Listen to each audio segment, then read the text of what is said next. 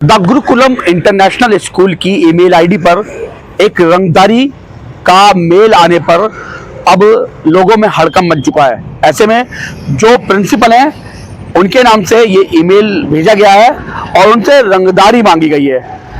उसके बाद जो समाज सेवी संस्थाएं हैं वो तमाम समाज सेवी संस्थाएं भी यहाँ पर आ चुकी हैं और जो इस स्कूल के ओनर हैं कमलजीत जी, उनसे मिली हैं और पुलिस में शिकायतें भी दर्ज कराई हैं। ऐसे में मेरे साथ जो कमलजीत जी हैं वो मौजूद हैं, उनसे बातचीत करता हूँ। कमलजीत जी, आप स्कूल के ओनर हैं और आरएलडी के प्रदेश महासचिव भी हैं। मैं द गुरुकुलम इंटरनेशनल स्कूल का चेयरमैन हूँ। राष्ट्रीय लोकदल में प्रदेश महासचिव का दायित्व मेरे पास है। उसके अलावा all India school leaders association का मैं राष्ट्रीय अध्यक्ष हूँ, जिसके अंदर मेरठ से ही लगभग 70 से ज़्यादा स्कूल मेरे साथ जुड़े हुए हैं। उसके अलावा जो हमारा वीर खालसा दल और शिरोमणि हमारा जो संस्था है मेरठ की, उसमें मैं सचिव पद पर हूँ। ये दायित्व मेरे ऊपर है। अच्छा, एक बड़ा ही भयानक एक मैसेज आपके पास आया, बड़ा ही जो भयावह मैसेज है वो आपके पास आया। मैं देख रहा हूँ कि जब से आपके पास वो मैसेज आया तब से आपके चेहरे का जो रंग है वो भी उड़ चुका है और काफ़ी परेशान भी आप दिखाई दे रहे हैं। तो क्या वो मैसेज है? ईमेल के माध्यम से ये एक इस तरह का मेरे पास ये ईमेल आया है, जिसके अंदर प्रिंसिपल साहब बहुत पैसे कमा लिए, अब थोड़ा दान करने की बारी है। 10 लाख रुपए चाहिए तेरे से, नहीं तो इतनी गोली मारेंगे, समझ में तेरे आवे नहीं। हमने तेरी सारी जन्म कुंडली निकलवा ली है, तूने बहुत पैसे कमा लिए, अब चुपचाप पैसे दे देना, नहीं तो इस दुनिया से जाते रहोगे। पैसे नहीं मिलने पर हमारी गोली तेरा इंतज़ार कर रही है। पुलिस में जाने की कोशिश करोगे तो ट्रेलर जल्दी दिखा देंगे। सोच लेना क्या करना है तेरे को। जिससे पैसे मैंने मांगे हैं उसे पैसे देने पड़े हैं, जल्दी बता दूंगा तेरे को पैसे कहाँ भेजने हैं। इसके साथ ही साथ इसी ईमेल से में एक और इमेज साथ में भेजी गई है, जिसके अंदर ये कट्टे और कारतूस दिखाए गए हैं। दूसरी ईमेल के अंदर ऑडियो रिकॉर्डिंग है, जिसके अंदर इसी तरह की धमकी दी गई है। और तीसरी ईमेल में एक अकाउंट नंबर भेजा है, ये कर्नाटका बैंक का इसमें लिखा हुआ है। अब इसके अंदर पैसे डलवा देना। तो ये 3 ईमेल आई हैं जिसके अंदर हमें धमकी दी गई है। जिसके बाद इस धमकी के बाद मैं, मेरा परिवार, मेरा विद्यालय, उसमें कार्यरत जितने भी शिक्षक और बाकी कर्मचारी हैं, सभी भयभीत हैं। अरे कमलजीत जी, ये जो मैसेज आया आपके पास कब आया था और किस एड्रेस पर आया था? स्कूल की ईमेल आईडी thegurukulam.is@gmail.com पर हमें ये सुबह 9:53, 9:55 और 9:57 पर रिसीव हुआ। शाम के समय जब मैं खाली समय में बैठा, मैंने स्कूल की ईमेल आईडी चेक करी तो 3 अननोन ईमेल से बिना किसी सब्जेक्ट लिखे हुए 3 ईमेल्स जब मेरे को नजर आई, तो जब मैंने उन्हें खोला तो उनके अंदर ये तीनों ईमेल मेरे को प्राप्त हुए। तो क्या उसके बाद कोई फोन कॉल आपके पास आई है या किसी तरह का कोई आपके पास कोई पत्र आया? क्या कुछ इस ईमेल के बाद कोई संपर्क करने की कोशिश की उन लोगों ने? अभी तक कोई संपर्क करने की कोशिश नहीं करी गई है। कोई फ़ोन इस तरह का मेरे पास नहीं आया है, ना ही कोई उसके बाद कोई और ईमेल आई है। लेकिन उसके बाद मैंने सुबह थाने जाकर मैंने एक तहरीर भी दी है, ऑनलाइन भी मैंने कंप्लेंट दर्ज कर दी है साइबर क्राइम में, और जो लिखित तहरीर देनी होती है वो भी दी है, जिसमें थाने की तरफ से यह आश्वासन दिया गया है कि जितना जल्दी हो सकेगा अपराधी को पकड़ा जाएगा। अच्छा, जो भाषा इसकी मैं देख रहा हूँ आवे जावे, इस तरह की जो भाषा, क्या लग रहा है आपको, क्या प्रतीत होता है इस तरह की भाषा से? ऑडियो भी आपने सुनी है, ऑडियो में किस तरह की भाषा, इसी तरह की भाषा से मैच कर रही है? जी, ऑडियो की भाषा भी इसी तरह की भाषा से मैच करती हुई प्रतीत हो रही है। ये या तो मेरठ के आसपास का जो देहाती क्षेत्र है वहाँ से, या फिर कोई हरियाणा की तरफ का जो एक एक्सेंट होता है उस तरह का प्रतीत हो रहा है। ज़्यादातर एक्सेंट मेरठ के आसपास का जो देहात क्षेत्र है, इधर गाजीपुर भगोड़ा की तरफ का, ये ऐसा प्रतीत हो रहा है। इस तरफ के लोग इस तरह की भाषा का अक्सर प्रयोग करते हैं। क्या किसी पे आपको लग रहा है कि भाई कोई शक के दायरे में है, या किसी से आपको कोई विवाद हुआ हो, या लग रहा है कि भाई कुछ ऐसा संदिग्ध आपको दिखाया दिया हो कोई मामला? नहीं, मेरा किसी से कभी कोई विवाद आज तक हुआ ही नहीं है। मेरा किसी पर अभी फिलहाल कोई शक नहीं है। तो ये जो मेल आया, तो मेल में कोई टाइम भी आपको बताया गया कि हाँ भाई जब तक आपको देना है, या कुछ और मेंशन किया गया उसमें? नहीं, अभी तक कोई ऐसा टाइम मेंशन नहीं करा गया है उसके अंदर।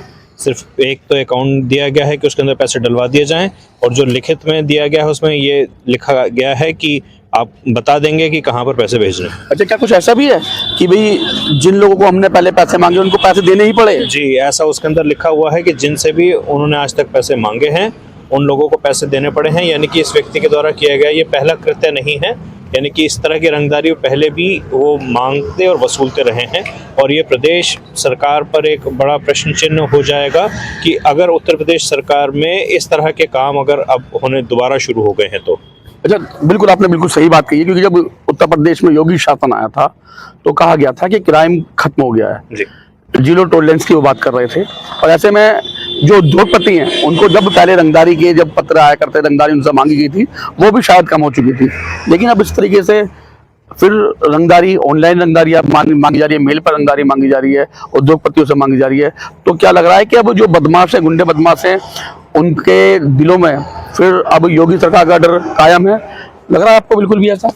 देखिए, योगी सरकार ने भरपूर कार्य किया है। पिछले कुछ वर्षों से इस तरह की घटनाएं कभी देखने में आई नहीं हैं। जो पहले रंगदारियां मांगी जाती थी, जो हिस्ट्री शीटर थे, या तो वो तड़ीपार हुए या फिर वो जेल के अंदर हुए। लेकिन बरसों के बाद ये घटना घटित हो रही है और दुर्भाग्यवश मेरे साथ ही घटित हो रही है, जिसके अंदर ये ऑनलाइन रंगदारी मांगी जा रही है। तुरंत इन जैसे तत्वों को कुचलना बड़ा आवश्यक है, नहीं तो भय का माहौल व्याप्त होते देर नहीं लगेगी। खरबूजे को देखकर खरबूजा रंग बदलता है। अगर एक को अगर तुरंत पकड़कर अगर तुरंत सही, जो योगी जी कहते हैं कि इलाज कर दिया जाएगा, अगर इलाज नहीं किया गया तो उनको देखकर और भी इस तरह के और नए नए चेहरे, नए नए हिस्ट्री शीटर्स हमें रोज खड़े हुए नजर आएंगे, जो कि प्रदेश की कानून व्यवस्था के लिए, आम जनता के लिए बिल्कुल भी सही नहीं है। कमलजीत जी, आपने सही बात की। भाई, जब योगी शासन था, योगी शासन आया था, योगी जी ने कमान संभाली थी, गद्दी संभाली थी, तो या तो बदमाश जेल के अंदर थे या बदमाश सीधे ऊपर जा रहे थे। और जो बाहर थे तो वो भी कहीं ना कहीं थाने में जाकर सरेंडर हो रहे थे, और खुद वो जेल के अंदर जा रहे थे कि भाई हम बाहर सुरक्षित नहीं, अंदर सुरक्षित हैं, वहां हमें बचा लिया जाएगा। लेकिन अब इस तरीके से फिर दोबारा वही कृत्य होने शुरू हो गए उत्तर प्रदेश में, जिससे उत्तर प्रदेश को बचाया जा रहा था, जिसको कहा जा रहा था कि उत्तर प्रदेश अब क्राइम फ्री हो गया। और यहाँ पर जो बदमाश हैं वो केवल योगी आदित्यनाथ के खौफ से ही, नाम से उनके दिलों में खौफ पैदा हो जाता है। अब कहाँ गया वो खौफ? इसके अंदर मैं कोई दो राय नहीं समझता हूँ कि योगी जी के आने के बाद एक वो भय अपराधियों में नज़र आया था, अभी तक नज़र आया है। मैं फिर पुनः इसको मैं रिपीट करता हूँ कि बड़े लंबे समय के बाद इस तरह की कोई घटना हुई है जहाँ पर रंगदारी मांगी गई है, और इस बार टेक्नोलॉजी के साथ नए तरीके से ऑनलाइन ईमेल भेजकर ये रंगदारी मांगी गई है। ये वाकई में एक चिंता का विषय है। प्रदेश सरकार को तुरंत इसका संज्ञान लेकर तुरंत इसको बहुत भरपूर तरीके से कुचलना चाहिए। योगी जी से क्या कहना चाहेंगे? क्योंकि योगी जी के आते ही जो गुंडे बदमाश थे वो जेल में चले गए थे, अपनी जमानत उड़वा ली थी उन लोगों ने। अब या प्रदेश छोड़ के वो लोग गायब हो गए थे। अब क्या कहेंगे योगी जी से आप इस सारी घटना को लेकर? माननीय मुख्यमंत्री योगी आदित्यनाथ जी से पुनः निवेदन है, जो आपका कानून व्यवस्था का भय एक अपराधियों में व्याप्त हुआ था और जन साधारण जिसमें अपने आप को पूरी तरह से सुरक्षित महसूस कर रहा था, उसमें कुछ कमी आती हुई ऐसा प्रतीत हो रही है। एक बार पुनः आपको अधिकारियों को पुनः अपने तरीके से टाइट करना है और ऐसे लोगों का आपकी भाषा में सही तरीके से इलाज करना है।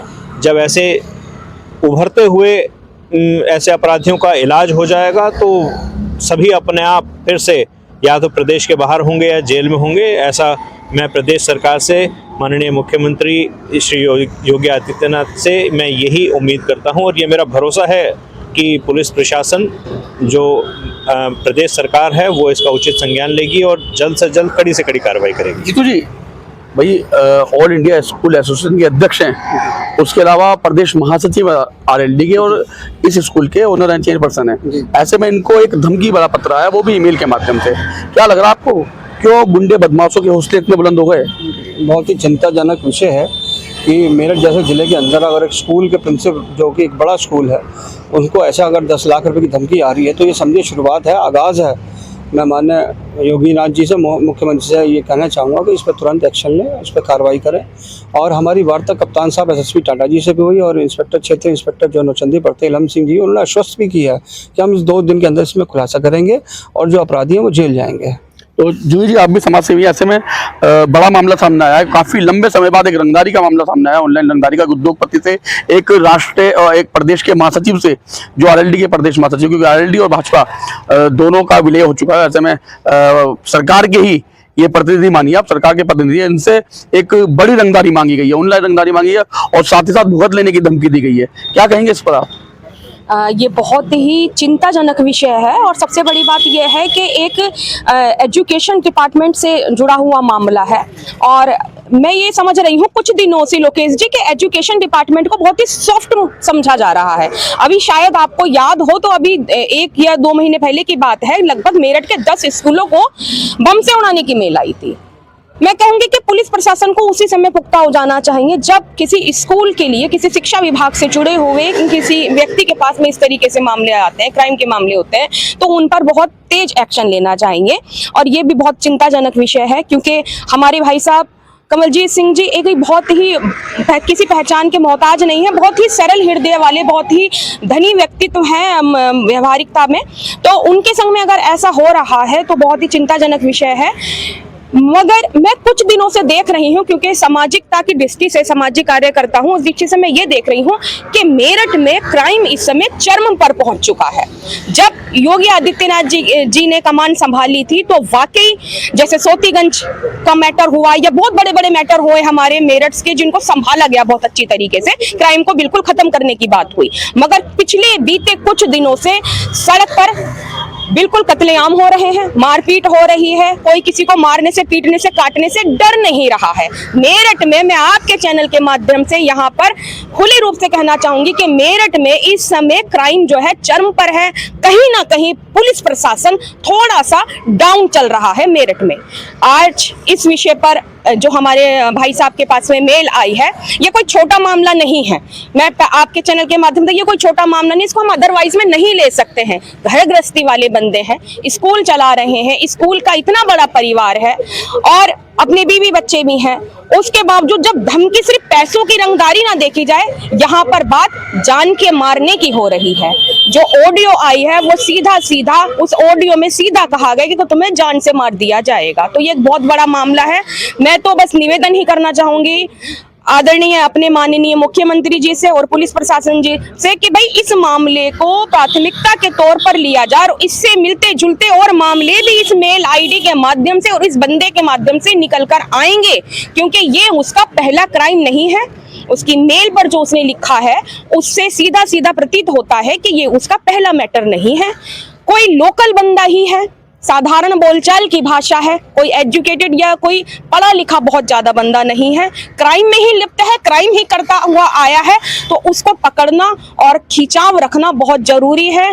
साधारण लोगों पर इस तरीके से ये काम हो रहे हैं तो ये बहुत ही दुर्भाग्यवश बात है मेरठ के लिए, मेरठ की जनता के लिए। तो बिल्कुल यहाँ देखिए, जो स्कूल के चेयरमैन हैं कमलजीत जी, वो भी हैं, वो पूरे ड्रेस में। उनका कहना है कि जो परिवार है, परिवार पूरी तरह खौफ में जी रहा है, क्योंकि जब से ईमेल आई है उनके पास, तब से उनका जो घर का परिवार है वो तो डरा सहमा है ही, साथ ही जो विद्यालय का परिवार है, जो विद्यालय का स्टाफ है, जो यहाँ के जो बच्चे हैं, उनमें भी कहीं ना कहीं खौफ है। अब पुलिस से शिकायत कर दी है, अब जो समाज सेवी संस्था है वो भी यहाँ पर पहुंच चुकी है। इन सभी का जो प्रदेश के मुखिया हैं योगी आदित्यनाथ, उनसे यही कहना है कि जिस तरीके से आपने गद्दी संभालते ही, जिस तरीके से आपने उत्तर प्रदेश की कमान संभालते ही इन अपराधियों पर लगाम लगाई थी, दोबारा आपको उसी तरह से लगाम लगाने की जरूरत है। और फिर एक बार दोबारा आपको अपनी पुलिस को एक्टिव करने की जरूरत है, ताकि उत्तर प्रदेश में यह बढ़ता क्राइम जो है वो थम सके। मेरठ से जोगी सागर के साथ लोकेश टंडन, LTV।